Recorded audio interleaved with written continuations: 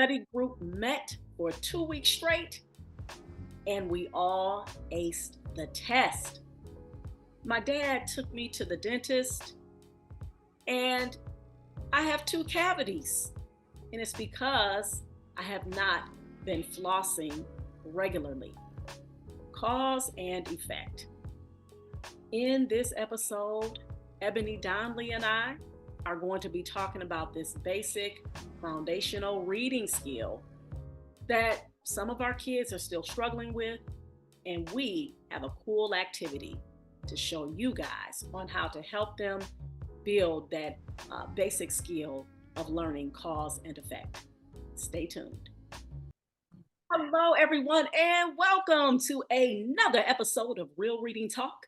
I am your most gracious host, Miss Sasha, and with Real Reading Talk, I discuss the real systemic issues that are at the very core, the very foundation, as to why we have these high levels of illiteracy in the Black community and the ways in which we can combat these issues together, y'all. Oh, yes, indeed. Welcome, welcome. Yes, me and my literacy advocate is back in full effect. Okay, Miss Ebony Donley is in the house, you guys. We are doing the last of our 3-part series talking about how we need to have our children develop those foundational reading skills so they'll be able to take a deep dive into reading. And this episode, we are going to be focusing on cause and effect. All right. And the book that we have been referencing for all of these. So I know our first one, refresh me, was it vocabulary? What was our first one that we did? We did character sketch. Yes. That was the first one. The second one was figurative language. All right. And now this one, the third one, we are focusing on cause and effect. And the book that we are using, The Skin I'm In by Miss Sharon G. Flake. And so I'm about to pass the mic, y'all, to Miss Ebony Donley, and she is going to reintroduce herself, and she is going to talk about what cause and effect is. Let's go. Okay, first of all, I just want to thank you for having me yet again. You know, I love this literacy journey that we're on. Yes. And the more and more I go to work and work with kids or either tutor, I see that a lot of this stuff, it seems pretty basic, but we need to just shine a light on it because it's a simple concept that if they get it, they could just build on it and it will just help them throughout their literacy journey. So, of course, teaching for 24 years now, I can hardly believe it, but I love it nonetheless. But here we are, cause and effect. So cause is the reason something happened. The effect is what happened. You know, it's just like your kid gets in trouble. A lot of times you'll put them on a punishment, maybe take their devices, and then they'll have a fit, maybe don't understand why. And you're like, because you did that. Like you did that. And as a result of that, you're without your phone for 2 hours or a day or whatever. Just to put it in terms that the kids will understand. So this book was full of cause and effect. You know how we both feel about The Skin I'm In. And so there were a lot of things to talk about. This time I kept it kind of basic because there's just so many. And I was kind of hoping we didn't have the same ones. But the first noticeable thing is that Malika has this dark skin. And as a result of her having this dark skin, everybody's making fun of her. Or more people than not are making fun of her. Mm-hmm. So the cause is because she has this dark skin. The effect is people make fun of her. Mm-hmm. So then we know throughout the book, Malika got into a fight. I mean, she really got beat up. However, it was still a fight. And so she still ended up getting grounded, right? Because she was in a fight, she got grounded. Mm-hmm. So that's cause and a fight, grounded. She got grounded as an effect because, you know, parents don't play that. And so the other one that I had was about her haircut. You know, she was feeling so confident about this haircut. And I know I reference this like almost every time, but she was so confident about this haircut, but her classmates started making fun of it. So because her classmates started to make fun of her haircut, it changed the way she felt about the haircut, and she started to feel self-conscious. So the cause is her classmates were making fun of it. The effect is now she's self-conscious about a haircut that she really loved at first, which is craziness, but it happens. And then the last one that I had was Malika was completing Shar's assignments because Shar was letting her wear her clothes. So she completed the assignments. The effect was she got to wear designer clothes for the day. Yeah. And Shar had that over her head. And so this is my little chart that I made. You'll see I just have the title of the book, the author, cause, effect, cause, why something happens, effect, what happens as a result. Yes, hold that up. Yeah, a little bit more. Yeah, I mean, I'm sorry. Put it more like down in the camera. Yep. And then put it, I'm trying to think, I think to the, yeah, there we go. There we go. I love it because I wanted everybody to get a good view of that. Oh, that is dope. And how simple. I mean, just simple. I love it. This right here, and then the simplicity, the thing that I just want to draw the attention to, especially for our young people, is that when you keep stuff simple, don't it make stuff easier? I mean, you know, come on. I'm gonna tell the truth. I almost felt like some of my students, I was like, this is too easy. Because a lot of times I'll give them something, they'll be like, this can't be right. Or they'll erase an answer. And I'm like, this was too easy. And I'm like, it doesn't always have to be complicated. But that's kind of how I felt when I was doing this. I was like, I can knock this out in like 5 minutes. Like I read the book, I remembered the book, and I was like, I can do this with little to no effort. But I think what happens is sometimes the youth, when it's easy like that, they think it's too easy or they think it's not right. But it's like sometimes we don't have to reinvent the wheel. Sometimes it just is what it is. Yes. And I think sometimes tasks can be so hard. When we get something like this, we're like, this can't be right. I know even as an adult, like I've done something and I thought it was going to be like a monumental task and it ends up being easy. And I'm like, I was doing all that stressing over this. Wow. And so this activity brought me back to that because I was like, even I was looking at it, I was like, oh, I have to jazz it up a little bit. I'm like, I got to put a little something on it because I was just like, oh, it just looks so plain. And then I really stopped myself from doing all of that because I wanted to show the simplicity of it and how everything does not have to be so complicated. But the other side of my brain was like, nah, girl, you know.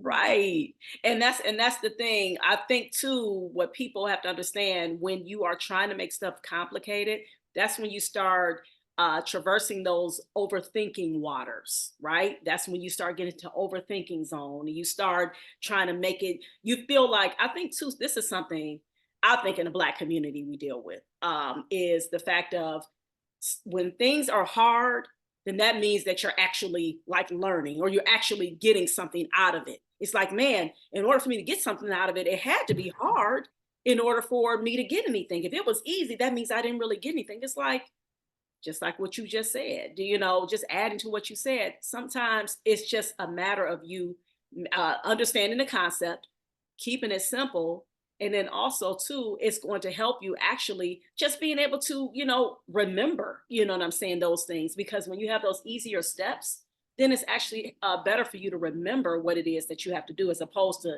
trying to feel like you got to make all of these complicated steps. You just make it hard on you. You're making it harder on yourself. I want us to do more of work smarter and not harder. I mean, for real. So yeah, so definitely. Well, I appreciate you with that. This was just so phenomenal and so simple. Now I can go ahead and show you. And yes, I'm going to give a shout out to the real artist, which is my son, Yusuf Abdullah, y'all. So this is mine right here. And so what I'm going to do is I'm going to show it again. I know it's maybe a little, can you see that, Ebony? See the whole thing, yes. Okay, good, awesome. So now what I'm going to do is, of course, tell you all what I have, right? So I went to chapter 3, and the first cause was when Malika was getting teased constantly at school, right? Therefore, she did not want to go to school anymore. Now, that was something that, she had expressed to her mom, right? So here it is, as you all see. All right, her getting teased.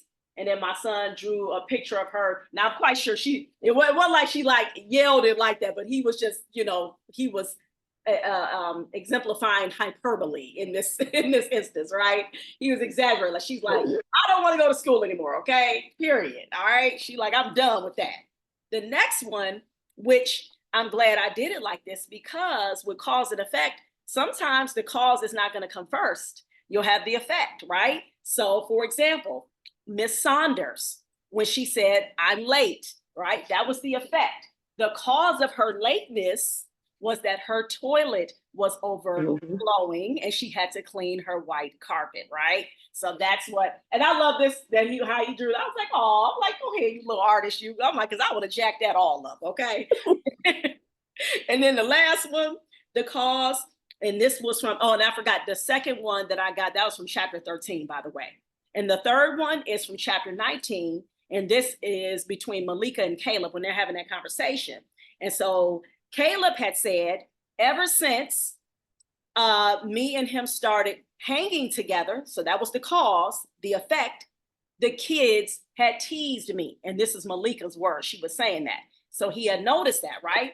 So here, Caleb and Malika enjoying each other. Right here, she is upset, she's right there, she's getting teased, and that's Caleb. He's like, oh man. So the effect, he's like, you know what? Since they're sitting up there teasing, you, because of the fact that we're talking together, he felt like, okay, you know what? I'm just gonna, not even, talk to you or whatever, because hopefully that'll, what I'm saying, help, the situation with her not being teased. So that was the effect of that. So yeah, so that's mine. And also, let me say this, the key words, right? So these are some key words to show a student where there's some cause and effect. So if you see, of course, because, that's the obvious one. So, since, resulting in, therefore, due to, and if then, okay? So those are statements that you'll see when you're talking about cause and effect. So again, I want to, and if you can also too, Ebony, if you could just even just talk about from what you see in your class in particular when it comes to kids understanding that concept. Is this a concept that you see that kids struggle with still? Well, I'm glad you asked the question. This is not a concept that kids struggle with, when it's like this. However, when reading informational text, when information is presented and cause and effect, they all the times don't know. Because, when we get into these middle grades, it's all about the organizational structure. So is it key ideas and details? Is it main idea and supporting details? Then it's is it cause and effect? Is it comparison and contrast? And so what's happening is our kids, my students understand cause and effect. However, if they read something that's written in a cause and effect manner, that's the organizational style, when they ask them what's the organizational style, they're not so quick to say cause and effect. But they have to be able to do that. We're so used to main idea, we teach, okay, look at the bold heading, and then the information underneath. Yes, that's key ideas and details. However, some selections are compare and contrast. So they tell what's alike, then they tell what's different. And then cause and effect is another organizational pattern, but it's that needs to be explicitly taught so that they understand that. Yes, we understand the basic cause and effect. If I tell you this, and then this happened as a result. But as we're reading, because especially, I know we hate to say the word testing, but sometimes they'll have something and they'll say, well, what's the effect of, plastic? What's the effect that it's having on the environment? And things like that. So now they have to go back and say, a turtle might have a straw stuck in his nose. They have to do all those type of things. So even though this is surface level cause and effect, what we did here today, in middle grades, they delve deeper into it. And so that's what I wanted to speak to today, the organizational pattern of cause and effect. Okay. I love that. Could you think you would be able to give us like another example? Because I like how you did that in terms of talking about the effect of like plastic being in the ocean or whatever. Hmm. Yes. So it could just be anything. Like they'll say, for example, seventh grade, no, sixth grade, we were reading about OMG, not another selfie. And then one is like, basically one argument was saying selfie is the best way to express oneself. Okay. But then the counter argument was like, no, due to the fact that people are taking these selfies, we have high levels of people comparing themselves to others. We have high levels of teens trying to be someone who they're not because they feel as if, they have to be this way. Okay. And so it was saying that it has dangerous effects on teens to be on this social media so much. Yeah. And so it was like saying you just compare people, you have fake friendships, like your friendships aren't as intimate as you believe they are, because sometimes you see somebody on social media, you see like, them. So that's like kind of cause and effect. It's like, because people feel like they know you off of social media, sometimes people will approach you. They may have seen your podcast or something. They walk up to you and instead of be like, hey, hello, they come up to you like, they know, hey, Sasha girl, how are you? Right. But they were saying like things like that. So that's an example of what a middle schooler would have.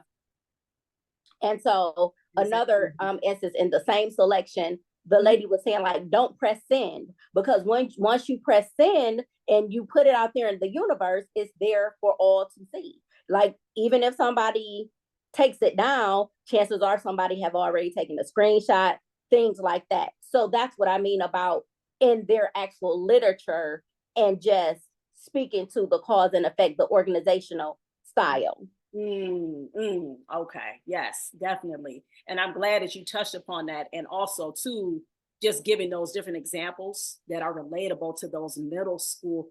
And I'm even say, shoot, even like them elementary kids still. I mean, you know what I'm saying? I mean, please, it's just because, I mean, you and I have talked about that plenty of times, where a lot of the things that they're exposed to at these younger ages, it's like ridiculous. I mean, they know a lot about stuff. I mean, even, and as you know, we talk about in terms of like, just think about the music tip, right? I hate to say her name, but I'm just gonna say it just for Sexy Red. Okay. You got little 5 and 6-year-olds who know about her songs, but they don't understand the effect. They don't understand the effect that it's going to cause on them by them listening to these lyrics that are just, I mean, the effect that it can have on an adult. I don't care if you are an adult. I don't think you should be listening to that. But I'm not here to judge whatever. People do whatever they want. I'm just saying, but you think about a young person who does not have that part of their brain developed where they can make sound choices. So the effects are just like extremely damaging. Yes, but I noticed about her, she has a lot of star power. And the reason I'm saying this is not anything to do with her music. I watch wrestling. That's one of the things I watch. The other day I'm watching wrestling. She didn't speak anything. She didn't talk about rapping at all. However, she's apparently from St. Louis, and one of the wrestlers was from St. Louis. So they had her come out. She came out. No rapping, no ratchetness, so to speak. She just came out and she was like, yeah, I'm from St. Louis. I went to such and such high school. And he was like, oh, I'm from over here. So it's like people know her from other ways too. It's like, I've never listened to her music, but how I know how she is because she's been on wrestling a couple times. She's interviewed a couple of the wrestlers and things like that. And she doesn't always talk so crazy, because I saw her on an interview with like Andre 3000. Okay. And she wasn't talking like that. So I think sometimes these people are more well known for other stuff that they do, but it's almost like this shock value and this extreme vulgarity is kind of like what gets them in the door. And so sometimes I wonder, thinking cause and effect, is it like, I have to do this because this is how I'm going to get the attention. Now that I have the attention, So going back to cause and effect, because you hear a lot of them say, when I talk about something else, nobody's listening to it. When I talk about something else, nobody's buying it. When I talk about something else, my label's not trying to put it out there. So as much as we hate stuff like that, cause and effect is what we're talking about today. And that's one of the things. Even take us in our tutoring companies, in our community, a lot of times we feel like more is better. More is better. More is better. So I know me, I was starting off trying to give a pretty reasonable price list. People weren't really hiring me. People would call me and then they would go to bigger name companies. Then they would come back like, yes, I tried such and such, or I tried such and such, but now, my kid is still struggling. So now let me see. And so now they're back. And so now they're having results, but they had to fail at that other thing first. And then they circle back, like, I'm gonna just run it back on over to literacy innovations. Yes. But you know what, though? I'm going to say this. That speaks to, and I'm going to double back when you talk about in terms of Sexy Red, right? And that is true. The whole shock, the whole vulgarity, that gets me in the door. But the question therein lies, though, what are your values and morals? Because to me, that's what I'm going to lead with, right? I'm going to lead with the fact of I want to be remembered as someone who gave a good impact, not somebody who was coming on the scene damaging. So, and this is what we are fighting against, especially a lot of times with our younger generation. It's like, I got to be seen. You know what I'm saying? They got to know who I am. I got to be famous. But you got to be famous for what? Famous for coming up with a lip gloss line that's named after STDs? Really? So, so you have kids, or you may have a child or whatever, and that child grows up and then they start talking about your mama. At least my mama ain't got no lip gloss named gonorrhea.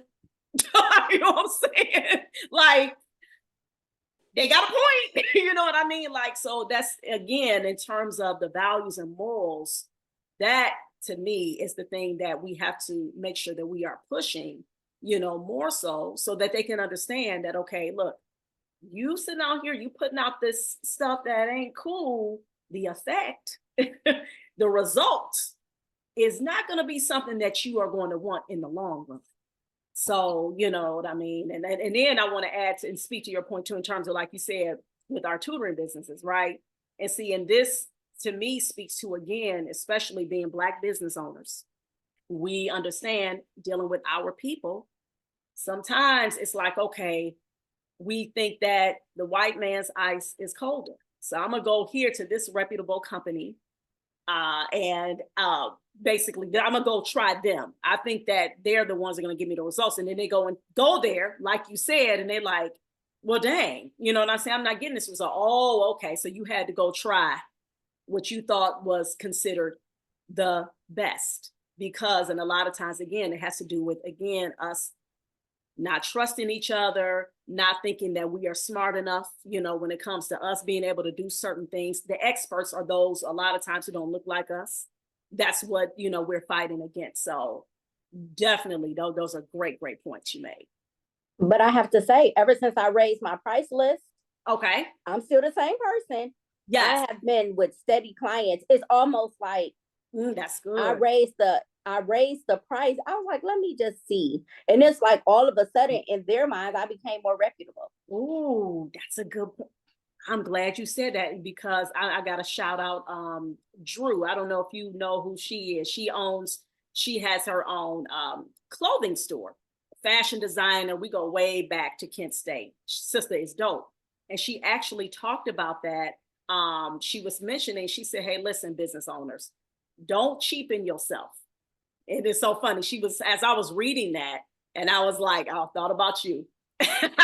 She like, listen, you are doing yourself a disservice, and you're actually doing other business owners too a disservice, because they come and think with us that they ain't gotta pay as much. You know what I'm saying? She was like, look, you know what you're giving. She was like, you know your value, you know your worth, you know you have expertise in this particular thing. You need to charge your worth, because when you don't, then the flip side can happen. Somebody be like, you know what, I'm saying, they may not holler at you. They may think that, they ain't gonna really, do real and saying what I really need done. But I'm gonna go to this company. They must know what they're doing because their prices is $90 an hour. Yours are only 50. So they must know what they're doing, So this is great, man. I love this. Oh wow, I love it. I love it. Well, did you have anything else that you wanted to add? No, I don't have anything else. Okay. Well, I appreciate you because I knew this would be like kind of straight to the point, just literally like this is a no brainer, right? Cause and effect. This is something that a baby, like when the baby comes out out of the womb, they learn about cause and effect, right? It's like, okay, I'm crying. Okay. And the reason why I'm crying is because of the fact that I'm hungry. All right. So the baby, the result, they are able to get fed, right? So there we have it. We have cause and effect in simple terms. Hopefully you guys gain value from this episode. Again, we are on a mission to building those foundational reading skills for our babies, in particular our Black children in the community, because a lot of them are struggling just on basic things like this. But I think with us doing activities like this together, we are just showing them that, listen, we don't have to reinvent the wheel. We can, as a community, we can do things that are simple and be able to make an impact and teach whatever concepts that they need so they can become strong, lifelong readers. So thank you all again for listening to another episode of Real Reading Talk. Thank you, Miss Ebony Donley, for gracing your presence once again on the show. Definitely, truly appreciate you. And I would love for you to actually leave right now. I want you to tell everybody where they can find you and also to the type of tutoring services that you do offer. Okay, you can find me on literacyinnovations.net. You can find me at Literacy Innovations on Instagram. You can find me Literacy Innovations LLC on Facebook. I offer extensive, intensive tutoring and reading. I specialize in special needs. However, any reading problems I really work with. And then I also do math tutoring, pretty much in the K through 8 age range. However, I like for my primary grades to kind of I'm not going to say primary. I focus primarily on like the 4th and up because I know a lot of people love to tutor the primary grades. And so I try to pick up where some of the other people are not so confident in like some of the math and some of the skills, like some of the requirements. Because like after the 3rd grade reading guarantee, reading gets very, very heavy. The students are required to do a lot, right? Argumentative pieces, right? Opinion pieces, right? Informational pieces. And it can be a lot if, people are not used to that type of thing, because some of the requirements now are so intensive. I was doing a 2nd grade math worksheet, and the student goes to school in South Euclid, and it was like multiplication, but it's the beginning of 2nd grade. And so it was like make an array. It was like he had to look at it. It gave him a story problem, and it was like make an array. And I was like, wow, this is like really a 3rd grade skill, but they brought it back to 2nd. And then they said, make a repeated addition sequence, make a repeated addition equation, which is what, multiplication is. And they do it at the beginning of 3rd grade, but he was getting exposure to it then. So some people are intimidated by that. So some parents will say, I don't know what they want me to do. He's only in 2nd grade. And so that's how come sometimes I'll jump in and I'll do that, because the same thing with the way they teach the box method multiplication, once you get up in 4th grade, parents are like, I know the traditional way to multiply. I don't understand this new stuff. So then that's pretty much where I'll pick up and I'll swoop in. So I do K through 8. However, I give special attention to like the 4th, 5th, and 6th. Okay. Because that's where I get a lot of calls for those where the parents just kind of feel like they're floundering and the student feels like they're floundering as well. Got you. Awesome. Well, I'm glad that you're here. The community needs you. Okay, for real, especially like you said, when that box method, I know I've seen it, and I'm like, listen, I just like to go back. Let me just memorize the multi. That's what I did. I know 8 times 3 is period, because we used to go over it. It was drilled in us, 3rd grade. So But thank you again, Ebony. This was just totally awesome. I love having these literacy conversations with you. You are my literacy warrior. All right. So I definitely appreciate you agreeing once again to come on in. This is the last part of our series. So you guys, again, I hope you all enjoyed it, and I hope you all gained some information. And please make sure that you like, subscribe, share, comment, and hit the notification bell. My name is Miss Sasha, and this has been another episode of Real Reading Talk. Please remember to keep reading for at least 30 minutes a day. And remember, reading is freedom. Peace. Guys, we did it. All right. We finished our 3-part series. All right. So the first one, again, we talked about character sketch. The second one was figurative language. And then the third one, this final one, was cause and effect. So we hope that this information that we gave you was going to be very helpful and insightful. And we want to see our babies become very successful when it comes to reading. Speaking of reading, always, again, I am a pre-K through 4th grade reading tutor. I'm also a certified dyslexia tutor. So please make sure you go to my website, abclearntutoring.com, to get your baby the help they need today. And also, I started an organization called ABC Read. It's a nonprofit organization. Please go to my website, abcread.org, to check us out, to see the impact that we've been making in the community right here in Cleveland, y'all. Make sure that you all subscribe to my YouTube channel, Reading is Freedom. Make sure you like and comment too as well. All right. You know, it helps the algorithms. All right. Please help a sister out with that. And then last but not least, buy the merch. Reading is Freedom. It's hoodie season. Y'all already know, right? So y'all need to go ahead and grab your hoodies, your sweatshirts, your mug, okay? And get your read on, all right? And I want to share with you guys the book that I have been reading. Actually, it's a couple of books. So the first one is Copper Sun, written by Sharon Draper. You guys need to check that out. A lot of the middle school kids have had to read that book, and I've been actually reading that with my student. Shout out to my student Dylan. So I'm reading that, and I'm reading it with my son Yusuf as well. All right, so check that book. Also, I've been reading the book The Message, all right, written by Ta-Nehisi Coates. Y'all know that's one of the more controversial books that some folks got a problem with, okay? I don't. That book is great, and I think y'all need to go check that out. And that's it, you guys. You all take care, and please remember to keep reading for at least 30 minutes a day. Thank you all again for listening to another episode of Real Reading Talk. And make sure that you go to my store, Reading is Freedom. All right? Peace.